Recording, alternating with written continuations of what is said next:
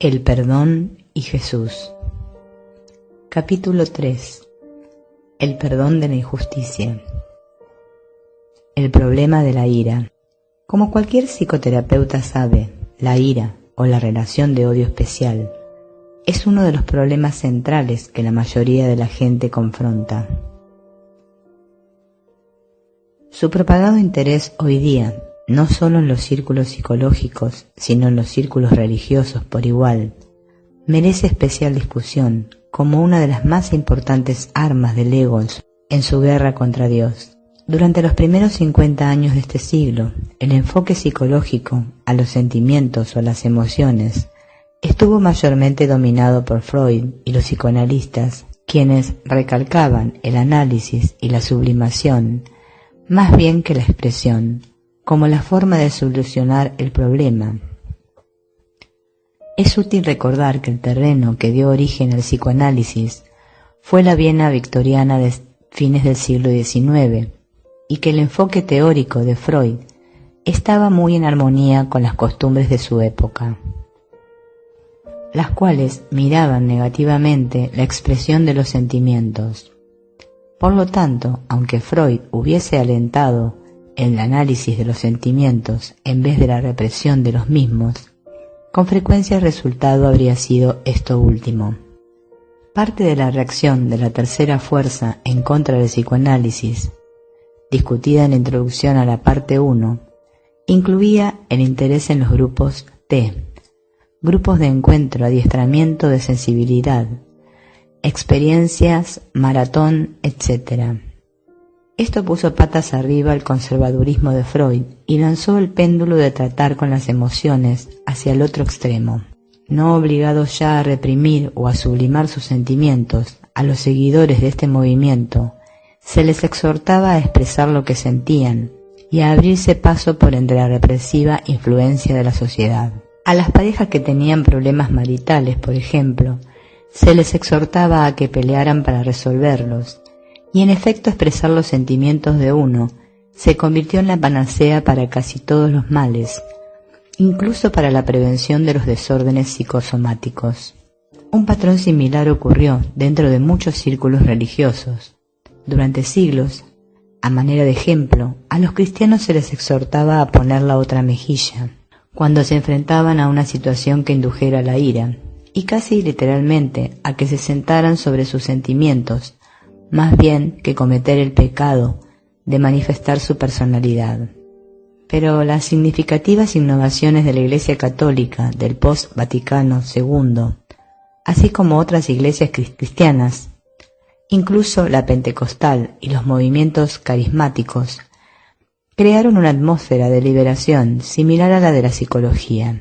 Para deshacer varios siglos de represión a los miembros de la Iglesia, se les exhortaba ahora a que se pusieran más en contacto con sus sentimientos y a que los expresaran.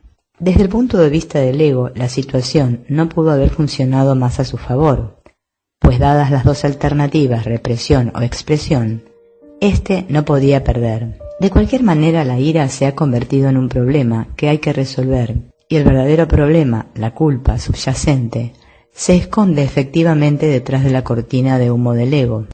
Basada en esto, se ve a la ira como si fuera una masa cuantificable de energía, una emoción humana básica que requiere una salida, bien sea a través de la sublimación, el ideal freudiano, o de la expresión directa. Sin embargo, la ira no es una emoción humana básica en lo absoluto. El curso enseña que solo puedes experimentar dos emociones. Una la inventaste y la otra se te dio. El amor dado a nosotros por Dios y el miedo, el sustituto del ego para el amor de Dios. Las emociones tales como el gozo, la felicidad, la paz y la alegría son expresiones de amor, mientras que los sentimientos de desilusión, frustración, ansiedad, celos, desesperación, depresión e ira se derivan del miedo. Ya hemos visto cómo la ira emana de la proyección de la culpa, puesta en marcha por el miedo a esta. Por lo tanto, el problema básico no es la ira, sino la culpa que esconde. Mientras se le da atención primaria a la ira, la culpa pasa desapercibida y las tácticas de distracción del ego de busca pero no halles han tenido éxito. Como se muestra en el diagrama 2, la ira corresponde al lado derecho de la tabla, el efecto del verdadero problema, nuestra decisión de ser culpables. Una pregunta práctica está vigente ahora. ¿Qué hacemos con nuestros sentimientos de ira si no los reprimimos o los expresamos? Las personas que abrazan la causa de expresar la ira frecuentemente citan la experiencia positiva de sacarla de mi sistema. Me sentí tan bien al expresar mi ira, o me sentí tan liberado de mis inhibiciones. La fuente real del sentirse bien, sin embargo, es la creencia mágica de que al fin uno se ha liberado de la terrible carga de la culpa al transferírsela a otro. Es por eso que el curso pregunta, honestamente, ¿no te es más fácil decir te quiero que te odio?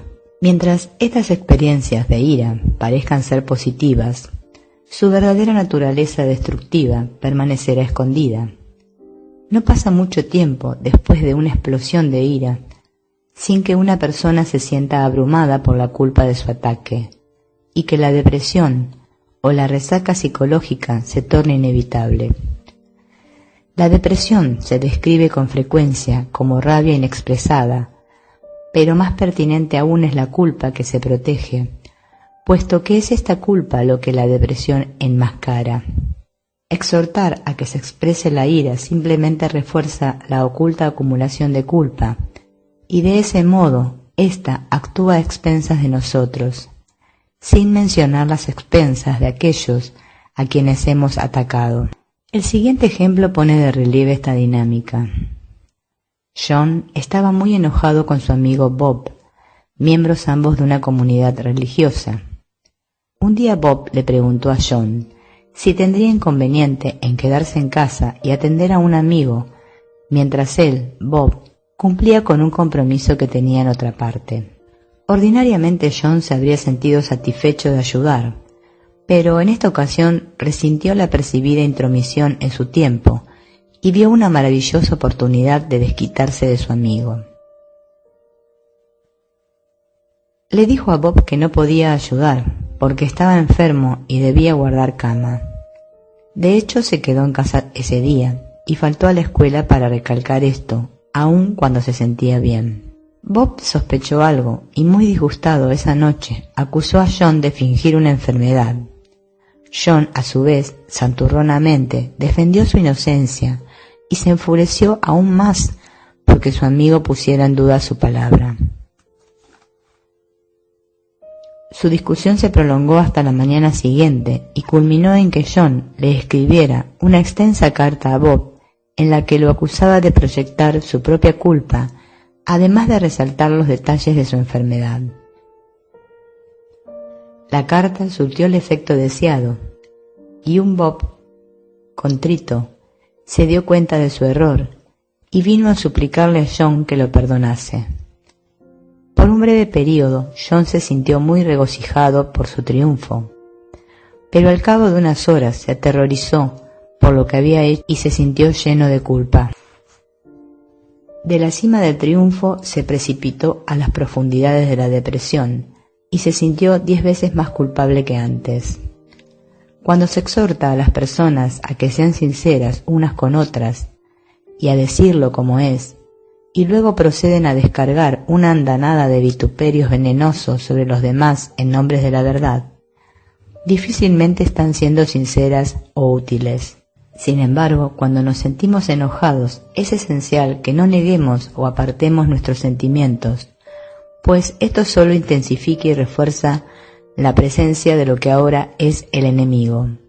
Si la presión interna es demasiado grande y tiene que expresarse la ira, al menos el reconocimiento, aunque solo sea ante uno mismo, de que la ira no es lo que parece, será suficiente. Mejor aún, quizás, sería una aseveración como esta ante el otro, la cual haría justicia a los sentimientos y al mismo tiempo plantearía el problema francamente. Me siento furioso por lo que hiciste, pero sé que mi ira no va dirigida hacia ti, sino hacia mí mismo. Por el momento no puedo remediar lo que siento. Por favor, no lo tomes personalmente. Si la ira no puede contenerse, al menos una actitud así minimiza la culpa y provee la oportunidad de moverse más allá de esta. Este reconocimiento es suficiente para invitar la ayuda del Espíritu Santo, pues expresa la pequeña dosis de buena voluntad que Él necesita para deshacer nuestra culpa. Este proceso de reconocer nuestros errores es algo que se conoce como culpa saludable o confesar sinceramente tus errores.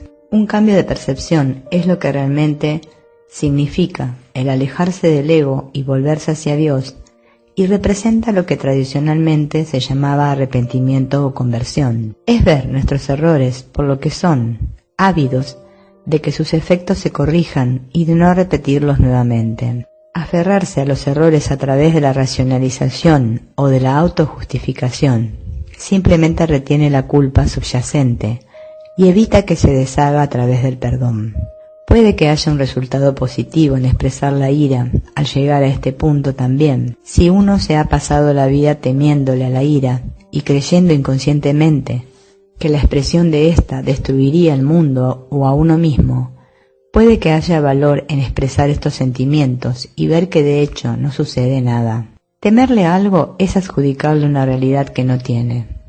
Así pues, sacarse la ira del sistema, generalmente sin que haya expresión física, y ver que uno puede hacerlo sin que haya resultados desastrosos.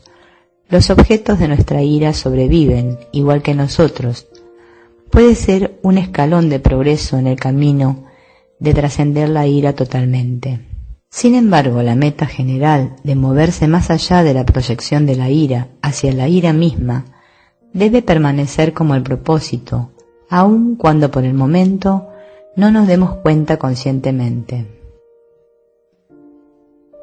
Hay aquí un peligro que es obvio, la tentación de sencillamente cambiar el problema de un extremo a otro es muy grande. Moverse de la represión a la expresión es una experiencia común en el mundo, la cual lleva consigo la ilusión de libertad. Hemos visto este principio en operación muchas veces a través de la historia, cuando la gente oprimida finalmente llega al poder y en nombre de la liberación y de la justicia comienza a oprimir a aquellos que la habían oprimido. Todo lo que ocurre, por supuesto, es que los mismos errores de la separación y la proyección se reproducen y las semillas de la próxima revolución se han sembrado aún antes de que la sangre vertida por los errores vigentes se haya secado. Es únicamente al reconocer que el problema no está en otro lugar sino dentro de nosotros que la verdadera liberación puede lograrse, pues todas las soluciones encaminadas a resolver los pseudo problemas fracasarán y ellas mismas actuarán como disuasivos para cualquier curación. De modo que el primer paso al lidiar con la culpa puede conllevar el aprender a no temerle. Pero esto tiene que estar seguido por el reconocimiento de que la ira no es el problema en absoluto. En algún lugar dentro de nosotros, aun cuando la ira parece aumentar, tenemos que estar dispuestos a dar un paso atrás y a mirarla de manera distinta. En estos momentos, nuestra oración debe ser: Padre, no puedo evitar sentirme furioso por lo que creo que esta persona me ha hecho, pero por favor, ayúdame a mirar la situación como tú lo haces y a reconocer que atacar a otro es atacarme a mí mismo. ¿Y por qué debo atacar a tu hijo y evitar que tu amor llegue hasta mí?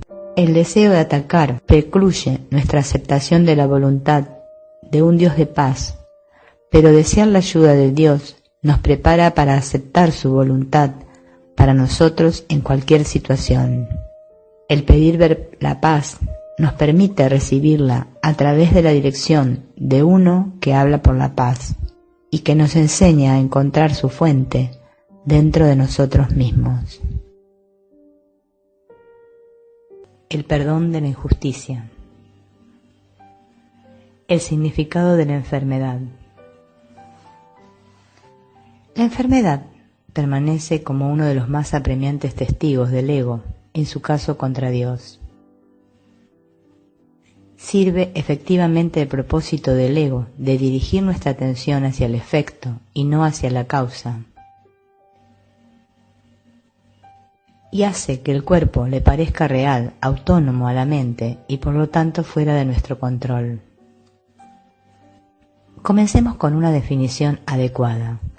La enfermedad es un conflicto en la mente que se desplaza sobre el cuerpo. Independientemente de los muchos conflictos aparentes que nos acosan, en realidad solo hay uno, el conflicto entre el ego y Dios. En verdad no existe tal conflicto, pues Dios ni siquiera reconoce la existencia de lo que es inherentemente ilusorio. Para el ego, no obstante, la guerra en contra de Dios es muy real, y mientras más nos identifiquemos con su sistema de pensamiento, más nos identificaremos con la creencia de que nuestra mente es un campo de batalla. Este conflicto básico descansa sobre la creencia en la separación, la cual nuestra culpa nos recuerda continuamente. La enfermedad, por lo tanto, es la proyección de esta culpa, la misma dinámica que observamos en la ira, donde la culpa en nuestras mentes se proyecta sobre los cuerpos de otras personas. En la enfermedad, esta culpa se proyecta sobre el nuestro. Para el ego no existe diferencia acerca de quién es el objeto de su proyección, mientras alguien pueda servir para distraernos del verdadero hogar de la culpa en nuestras mentes. Esta proyección de la culpa se puede entender de tres maneras.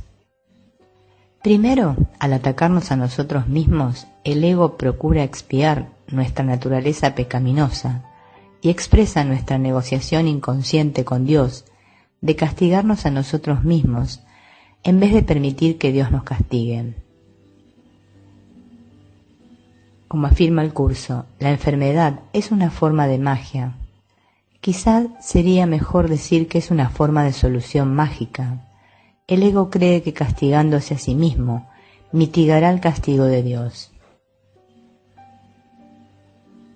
Nuestro cuerpo sufrido, con el cual nos identificamos, se convierte en el precio que pagamos por nuestro pecado, con la esperanza de que esto satisfará al Padre iracundo que creímos haber atacado en nuestra separación.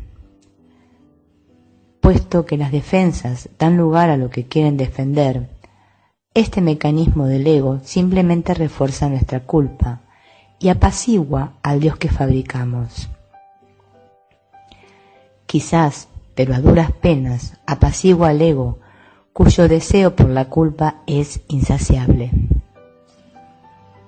Segundo, no es suficiente que nos ataquemos, pues el ego continuará su progresiva búsqueda de chivos expiatorios.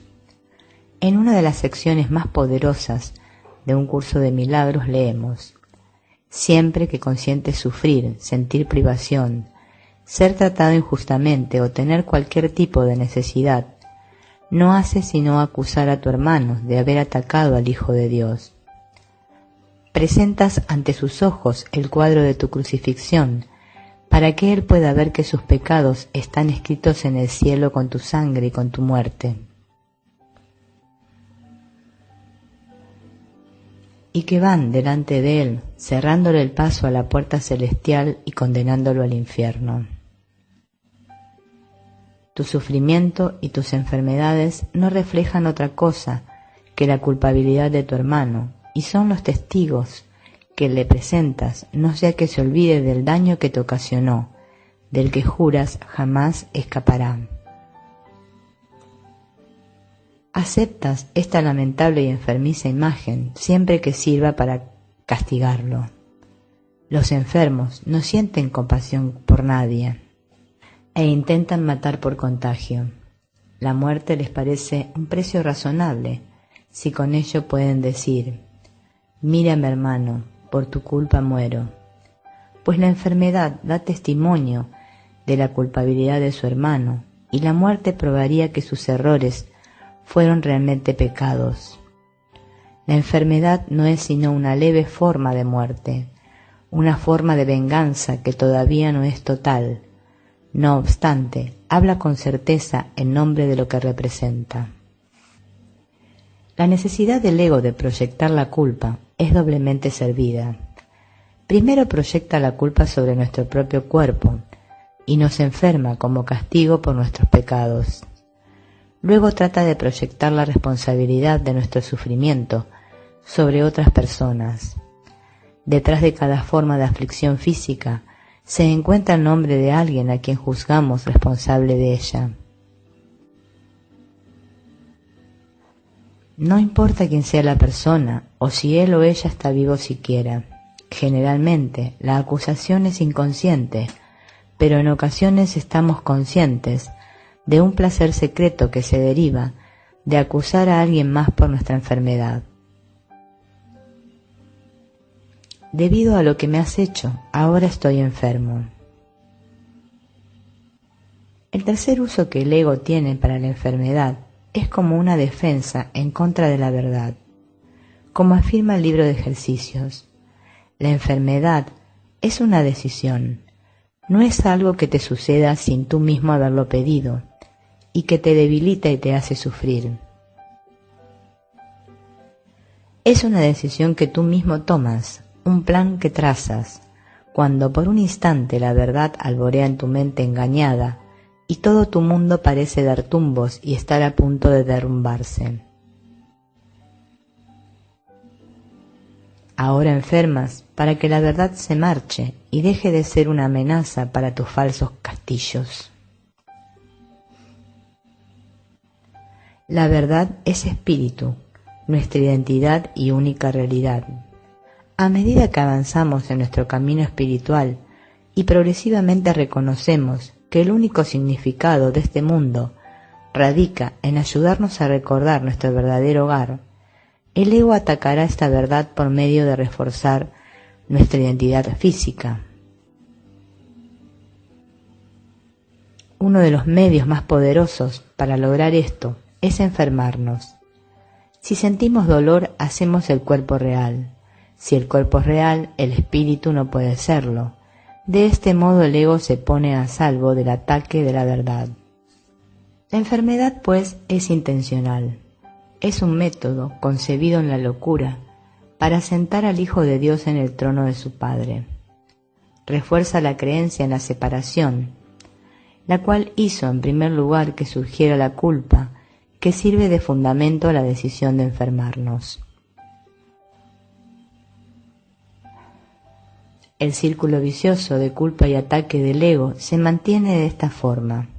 Alguien, por ejemplo, que se siente llamado por el Espíritu Santo para que propague sus palabras de verdad, repentinamente puede desarrollar un caso de laringitis o dolencias de la garganta aún más serias, como parte de la intención del ego de castigarlo por su pecado de decir la verdad en contra suya.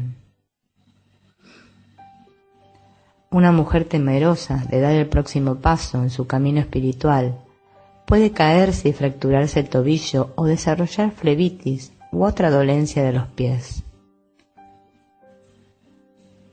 Aunque los síntomas no siempre necesitan ser tan obvios como en estos ejemplos, si uno procurase descubrir el significado de cualquier síntoma específico, encontraría que su forma refleja el tipo específico de falta de perdón que yace sepultado en la mente del ego.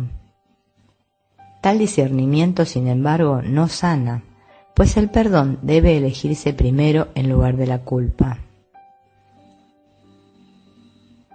Desperdiciar horas interminables en la búsqueda de tal discernimiento puede muy bien servir a la astuta estrategia del ego de buscar y no hallar. Es el contenido detrás de la forma lo que es esencial. Por lo tanto, vemos que la enfermedad no es diferente a cualquier otra forma que refleja el propósito del ego en el mundo. Ya hemos discutido que el mundo físico no es nada más que la proyección del pensamiento de separación subyacente. Así pues, el cuerpo simplemente lleva a cabo los deseos de la mente, puesto que no tiene ningún poder en sí mismo. Como afirma el curso, solo la mente puede errar. El cuerpo solo puede actuar equivocadamente cuando está respondiendo a un pensamiento falso, pues la enfermedad, no obstante, no es algo que se origine en el cuerpo, sino en la mente. Toda forma de enfermedad es un signo de que la mente está dividida. Nuestra dificultad para aceptar esta sencilla verdad da testimonio de nuestra íntima identificación con el sistema de pensamiento del ego que nos equipara con el cuerpo. Creemos que el cuerpo es autónomo, vulnerable, a fuerzas fuera de sí mismo y capaz de ser sanado por otras fuerzas externas. Dentro de las leyes del mundo del ego, nuestros cuerpos son vulnerables y las leyes de la enfermedad, así como las leyes de la medicina, sí prevalecen. No obstante, prevalecen porque creemos en ellas, no porque sean ciertas. Hay un famoso relato que ilustra este punto. Samuel Johnson, el hombre de letras británico del siglo XVIII, paseaba con el obispo Berkeley, el filósofo idealista. Debatían la creencia de Berkeley de que el mundo material es ilusorio y para recalcar su posición, el doctor Johnson le dio una patada a un árbol y exclamó al sentir el dolor. Eso en lo que a la ilusión se refiere. Lo que Johnson falló es reconocer, sin embargo, fue que su pie era tan parte del mundo ilusorio como el árbol. Este hizo lo que la mente de él le ordenó que hiciera. Por hallarse dentro del mundo del ego, su cuerpo estaba sujeto a las leyes del mundo, por lo cual sintió dolor. Es únicamente cuando elegimos el milagro y podemos decir y verdaderamente creer que no me gobiernan otras leyes que las de Dios, que los efectos de las leyes del ego desaparecen. Los milagros despiertan nuevamente la conciencia de que el espíritu, no el cuerpo, es el altar a la verdad. Este reconocimiento es lo que le confiere al milagro su poder curativo. La enfermedad se puede entender, por lo tanto, como un problema de la mente, y no del cuerpo. Es una interpretación acerca del cuerpo que afirma que la separación de Dios es un hecho. Puesto que se necesitan dos personas para dar testimonio de la separación, también se requieren dos personas para hacer una enfermedad, una que crea que está enferma y la otra que apoye tal creencia. Ninguna mente puede estar enferma a menos que otra mente esté de acuerdo en que están separadas, por lo tanto su decisión conjunta es estar enfermas. Si usted desarrolla síntomas físicos y yo comparto su creencia de que está enfermo, entonces yo estoy tan enfermo como usted, pues comparto la creencia en la separación, que es la enfermedad. Ahora la curación es necesaria para ambos. La dificultad en aceptar una visión de la enfermedad tan aparentemente ridícula se supera cuando somos capaces de romper nuestra asociación entre la enfermedad y el cuerpo físico o psicológico. La enfermedad se redefine aquí como que existe únicamente en la mente que cree en la separación, sin que importe la forma en que pueda manifestarse esta creencia.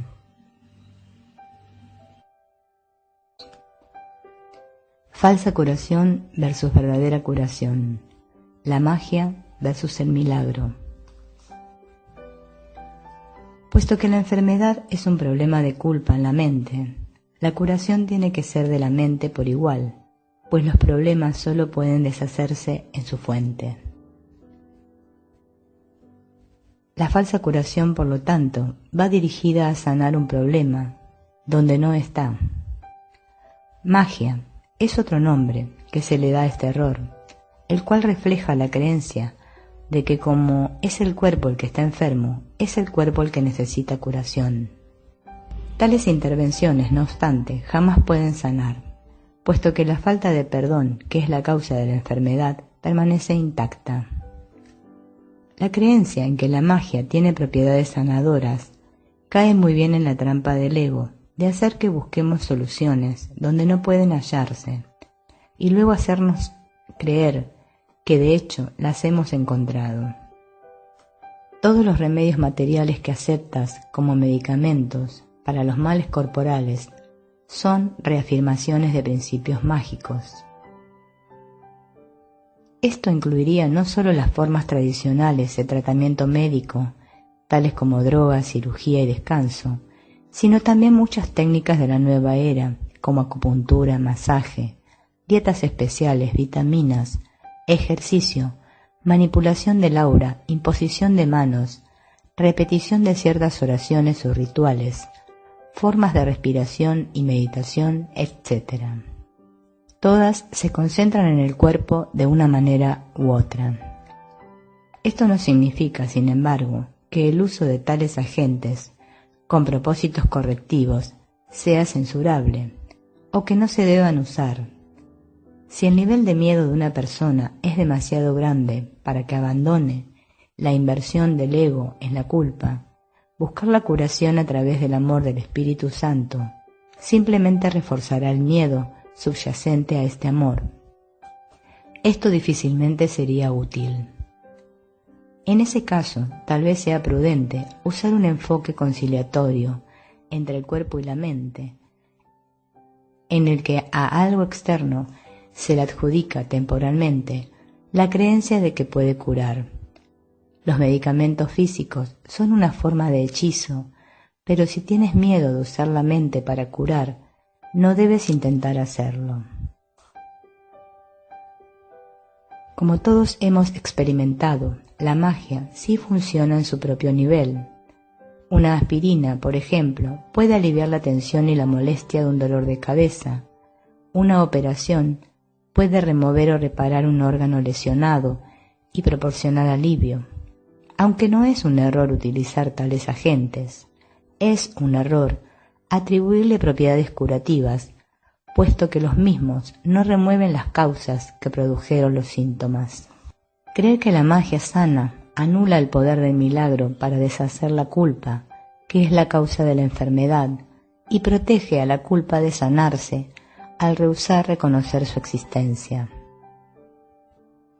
Más aún, la creencia en la magia refuerza sutilmente la culpa por la separación al centrarse en el cuerpo.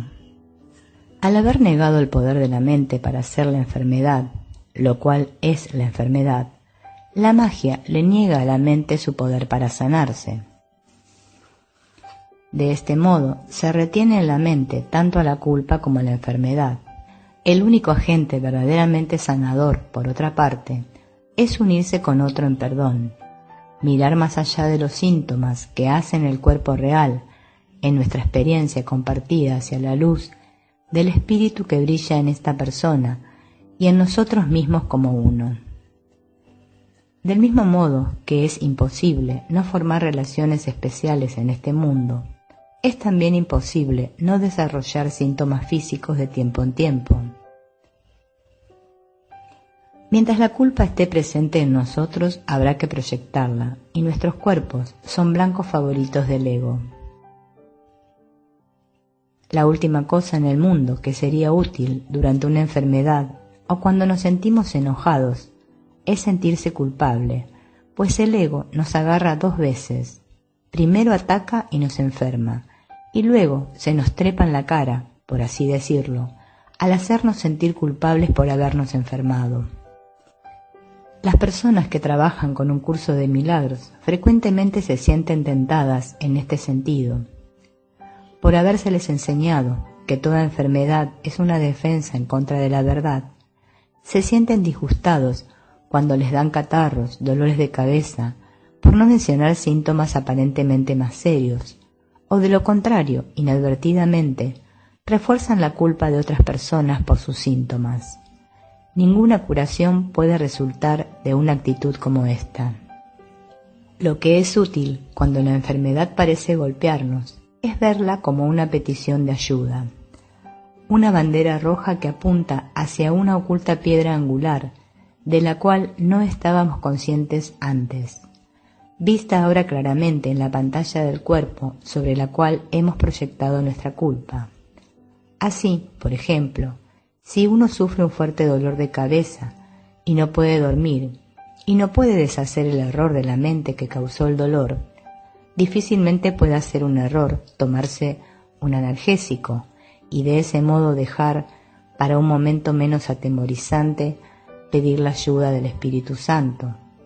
Cuando seamos capaces de acudir a Él, le pedimos hacernos conscientes de aquellos contra quienes anidamos agravios, de modo que podamos perdonarlos. Estos ataques abren una brecha en la cual se siembran las semillas de la enfermedad. El uso de la magia como agente sanador no permite que reconozcamos la conexión causal entre los síntomas y la falta de perdón. El curso recalca cómo el Espíritu Santo utiliza todas las formas del mundo para cumplir su propósito sanador. Las formas que se hicieron para separar y herir pueden ser utilizadas por Él para unir y sanar. Los símbolos no son sino medios a través de los cuales puedes comunicarte de manera que el mundo te pueda entender, pero reconoces que no son la unidad en la que puede hallarse la verdadera comunicación. El siguiente ejemplo ilustra cómo la medicina, aunque no es sanadora de por sí, se convierte en un instrumento de curación y de perdón. María desarrolló un crecimiento en la tiroide, el cual no pudo reducir por medio de sus acostumbradas meditaciones, aun cuando estaba vagamente consciente de la falta de perdón que el síntoma expresaba. La inversión en castigar a la otra parte era demasiado grande para permitirle que sanara. Finalmente, al cabo de unos meses, decidió consultar a un cirujano, quien le recomendó una cirugía para extirpar el crecimiento. Lo que hizo la elección del cirujano particularmente interesante fue una experiencia que María tuvo un poco antes de conocerlo. Tuvo escenas retrospectivas de vidas pasadas donde fue perseguida y asesinada por autoridades religiosas debido a sus creencias y enseñanzas espirituales. En una de estas, un hombre con una capucha negra le estaba decapitando con un hacha. En el curso de su conversación con el posible cirujano, éste hizo un chiste sobre cómo alguna gente decía que él los degollaba. En ese momento la habitación se desvaneció ante María, e incluso el rostro del doctor fue reemplazado por el verdugo de la capucha negra. Ella se dio cuenta de que su adversario anterior era ahora su cirujano, pero no sintió miedo ni ira, únicamente confianza. Al poner la vida de ella en manos de él, estaba en efecto perdonándolo a él y perdonándose a sí misma, al victimario y a la víctima. Si bien una vez esta persona le había arrebatado la vida al cortar su garganta, ahora se la salvaría al cortarle la garganta. Era la misma experiencia en forma, a pesar de las circunstancias distintas, pero el contenido ahora tenía un propósito diferente. Generalmente muy aprensiva acerca de los médicos y de los hospitales, María pasó por la cirugía con relativamente poca ansiedad. De interés adicional fue que el problema de falta de perdón con el cual María había estado ocupada previo a la aparición del crecimiento, representaba el mismo asunto de ser condenada en el nombre de Dios por sus creencias y prácticas espirituales. Estaba aprendiendo, al parafrasear las palabras de la lección a la cual nos referimos antes, que no era la víctima perseguida por el mundo que veía. Aunque la falta de perdón permanecía después de la exitosa operación, ahora María se sentía fortalecida debido a la resolución del problema, de su síntoma, para ocuparse de perdonar a la persona, que en ese momento representaba el verdadero problema de perdonar a sus perseguidores. El único medio de ayuda que María podía haber aceptado al principio era la intervención médica, la cual era a su vez la única forma de ayuda que el médico podía ofrecerle para la salvación de él así como de ella. Al unirse en este acto de confianza y perdón, el Espíritu Santo había sido invitado a sanar y a bendecir.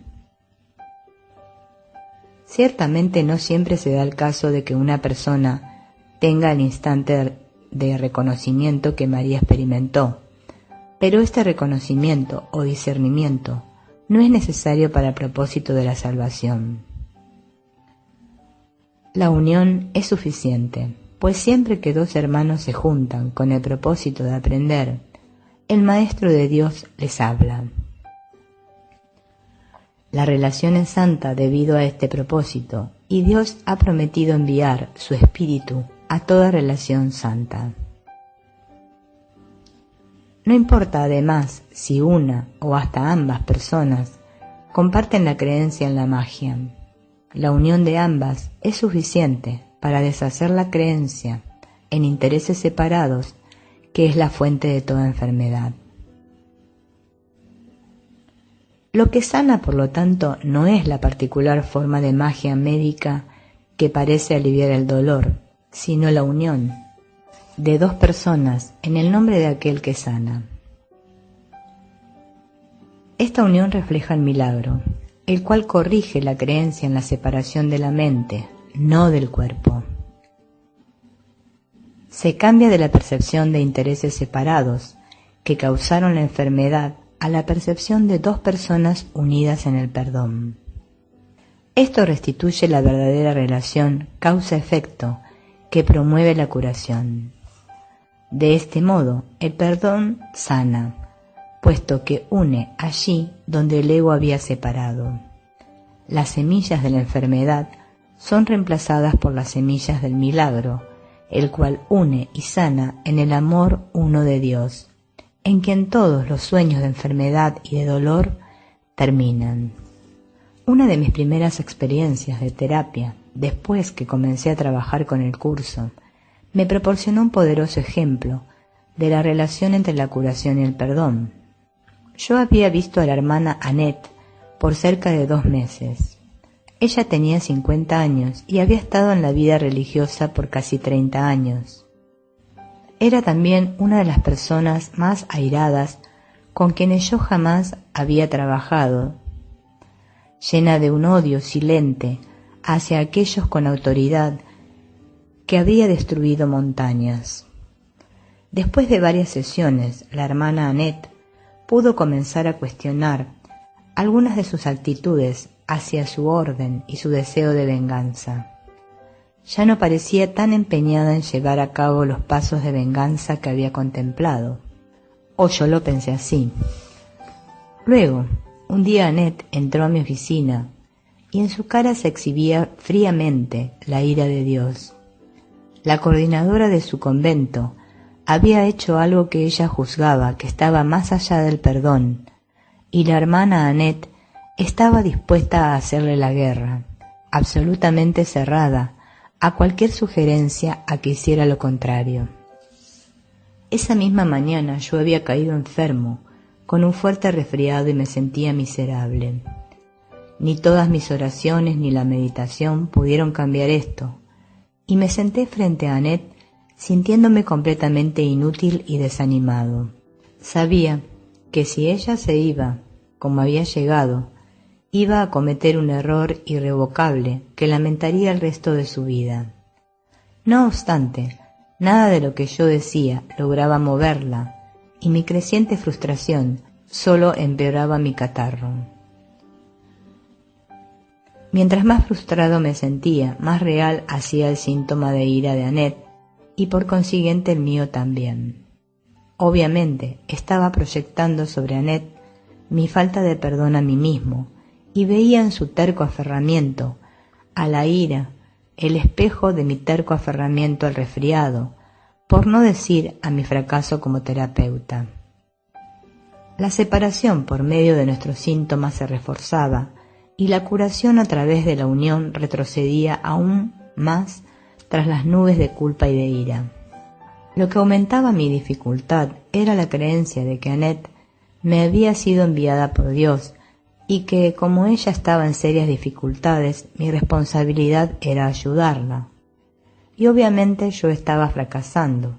Casi a mitad de la sesión, mi desesperación finalmente me llevó a recordar que yo no era el terapeuta y que no podía estar más interesado en Annette que lo que Jesús estaba.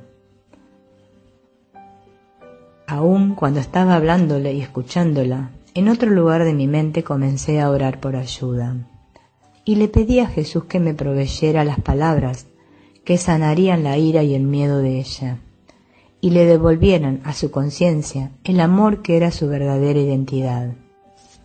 La respuesta fue inmediata, y de repente estuve asequible a la ayuda que allí había para mí. Una tibia oleada de energía surgió de mi pecho a través de mis pulmones, nariz y garganta, y pude sentir que mi catarro se sanaba y que mi cabeza se aclaraba. Al mismo tiempo comencé a hablar. No recuerdo lo que dije, y dudo que fuera algo distinto a lo que ya había dicho previamente, solo que ahora yo era diferente. Ya no veía a Annette separada de mí, una paciente con dificultades a quien yo, como terapeuta, tenía que ayudar. Ahora ella era mi hermana y al unirme con ella me unía con Jesús. Me había convertido en un paciente por igual y juntos recibíamos la curación del clemente amor de Dios. Al final de la sesión, su rostro, relajado, reflejaba el cambio de la ira y del miedo al perdón y al amor, tal como mi bienestar reflejaba el mismo cambio en mí. Había aprendido mi lección ese día, para ser reaprendida muchas veces de ahí en adelante. En resumen, pues, así como el perdón deshace el plan del ego para justificar la ira, así también la curación invierte el plan del ego de hacer la enfermedad real. Puesto que la enfermedad está en la mente y no en el cuerpo, no puede ser el cuerpo el que necesite curación. La curación tiene que ocurrir en el lugar donde se necesita, en la mente, que concibió la idea loca de la separación. Como en el perdón, la curación devuelve el problema a donde está verdaderamente. Toda enfermedad tiene su origen en la separación. Cuando se niega la separación, la enfermedad desaparece. Esto ocurre por medio de unirte a la mente de un hermano, lo cual bloquea la causa de la enfermedad y sus percibidos efectos. La curación es el efecto de mentes que se unen, tal como la enfermedad es la consecuencia de mentes que se separan. Nuestra función en la tierra, nos recuerda el curso, es sanar. Según sanamos, somos sanados. Estas oportunidades a menudo toman la forma de presentarse en la enfermedad de otro.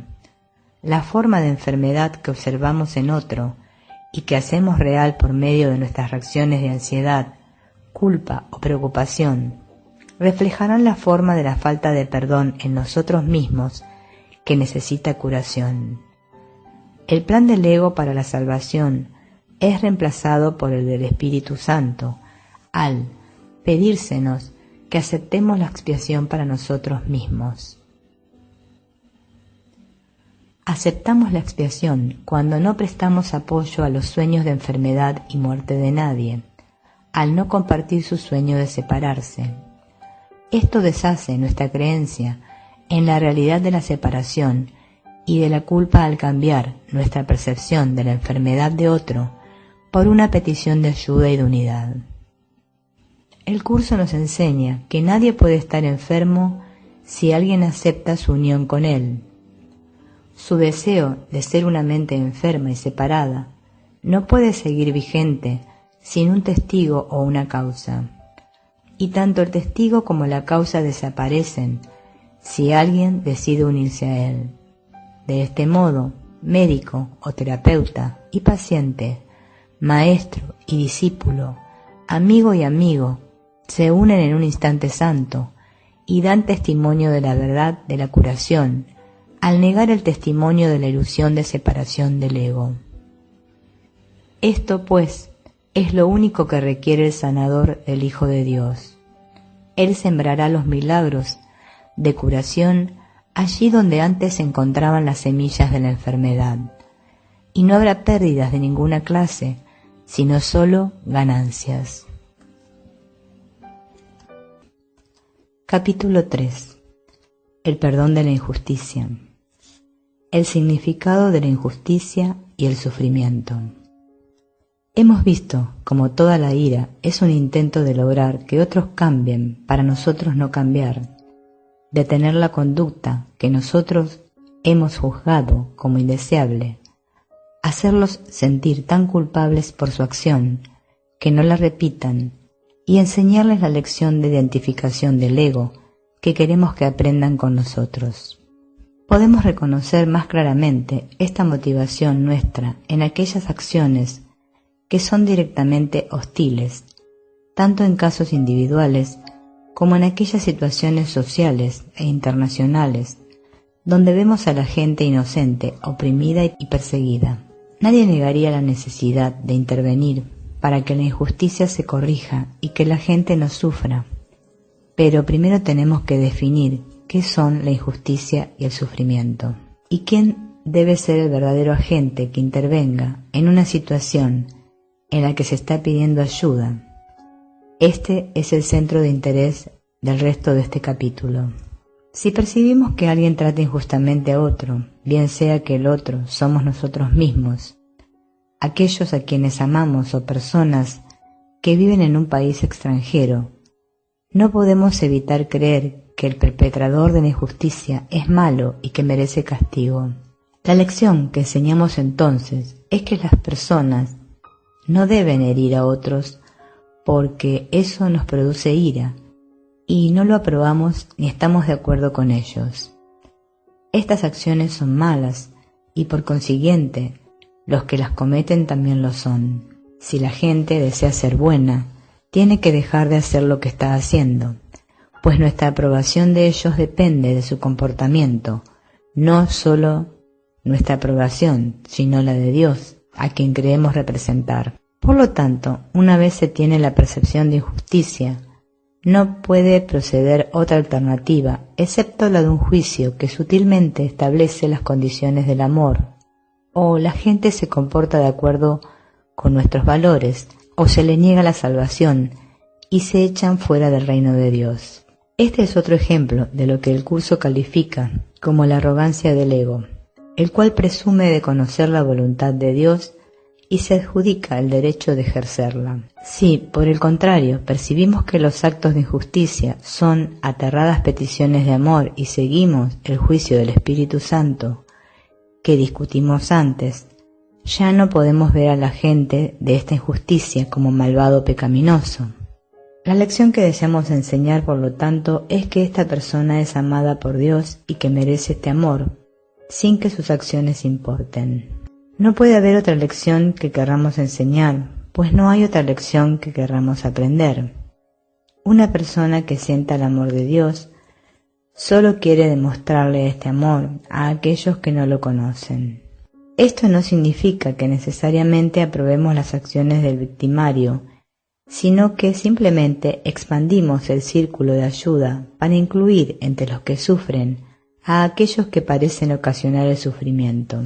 Una percepción que los excluya procede de una necesidad inconsciente de hallar un chivo expiatorio, de modo que podamos proyectar nuestra propia culpa.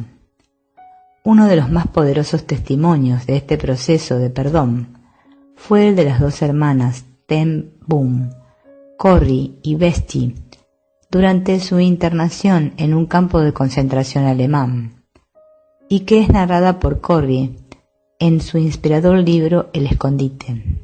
Confrontadas con la ostensible brutalidad de los soldados alemanes y con los angustiosos sufrimientos de aquellos a su alrededor, las hermanas comprendieron que si habían de ser fieles a su fe cristiana, tenían que perdonar a sus torturadores nazistas y verlos como sus hermanos e iguales a aquellos que sufrían. No era una tarea fácil la que se imponían, y el libro describe su lucha para demostrar verdaderamente lo que el amor de Dios significaba.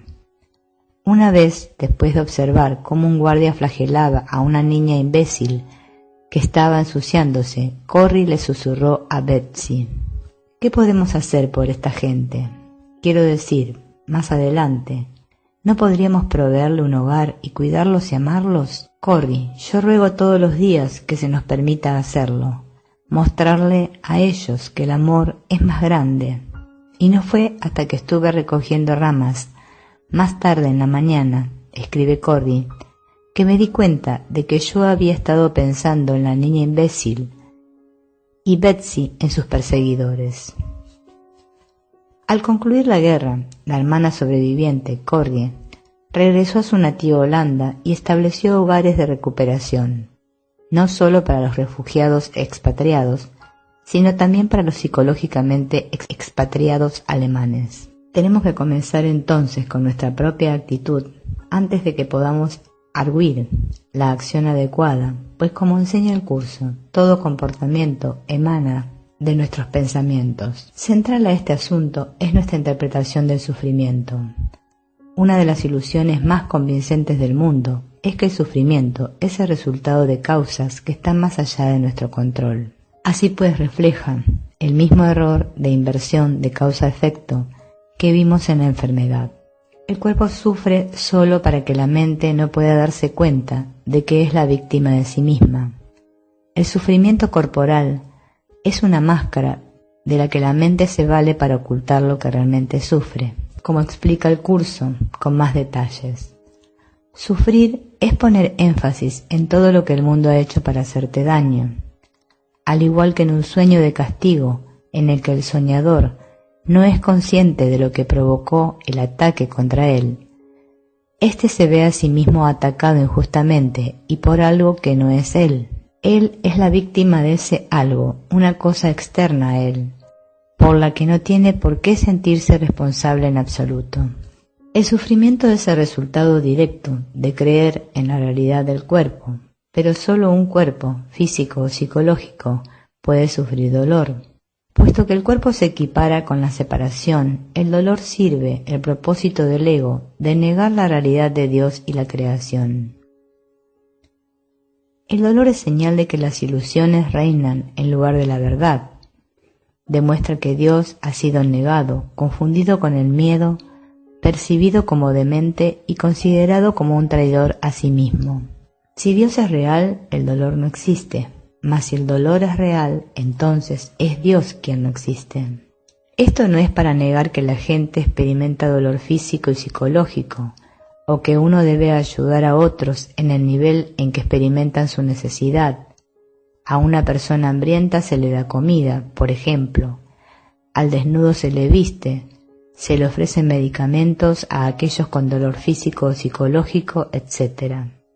Pero más allá de este nivel de dolor, otro nivel está presente por igual. Nuestro verdadero dolor procede de nuestra interpretación equivocada de la realidad, no de lo que esa realidad es. Emana de nuestra creencia de que somos criaturas del ego y de este separado mundo de la forma, no hijos de Dios y de su cielo. Así pues, no sufrimos a manos de nadie sino a manos nuestras, puesto que solo nosotros somos responsables de nuestras creencias. La creencia errada sobre nosotros mismos, no el agente externo sobre el cual hemos proyectado la causa, es la fuente de nuestro dolor y desaparece cuando nuestras mentes se sanan. Como recalca el curso, son únicamente tus pensamientos los que te causan dolor. Nada externo a tu mente puede herirte o causarte daño en modo alguno. No hay causa más allá de ti mismo que pueda abatirse sobre ti y oprimirte. Nadie, excepto tú mismo, puede afectarte. No hay nada en el mundo capaz de hacerte enfermar, de entristecerte o de debilitarte. El sufrimiento es el efecto de la creencia en la separación, que es la causa. De modo que, siempre que elegimos identificar la causa de nuestro sufrimiento como externa a nosotros, bien sea el ataque de otro, los crueles caprichos de la suerte, las injusticias que cometieron con nosotros en el pasado o los ataques a nuestros cuerpos que llamamos enfermedad, caemos en la trampa del ego de negar la verdadera fuente de nuestros problemas, el ego mismo, al cual escondemos detrás de las proyectadas causas del mundo. Cualquier solución verdadera a un problema, independientemente de la forma de éste, tiene que deshacer la causa que se encuentra en nuestra mente equivocada. La curación, ya sea individual o social, no importa cuán santa parezca, que no tenga como objetivo el redespertar del ser espiritual, fracasará eventualmente. No sanará debido a que la culpa de la separación permanecerá. Ha procurado corregir el efecto, pero no la causa. Por lo tanto, cuando reaccionamos al sufrimiento, el nuestro o el de otro, como una realidad, simplemente reforzamos el error básico de la separación, del cual surgió el sufrimiento en primer lugar. Este es un ejemplo de lo que el curso califica como falsa empatía, unirse con la debilidad de otro en vez de unirse con su fortaleza. Sentir empatía no significa que debas unirte al sufrimiento, pues el sufrimiento es precisamente lo que debes negarte a comprender. Unirse al sufrimiento de otro es la interpretación que el ego hace de la empatía, de la cual siempre se vale para entablar relaciones especiales en las que el sufrimiento se comparte. El ego siempre utiliza la empatía para debilitar, y debilitar es atacar.